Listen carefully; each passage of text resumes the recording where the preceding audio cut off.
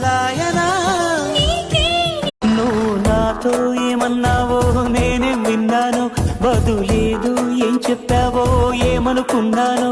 భాషంటూ లేని భావాలేమో నీ చూపులో చదవనా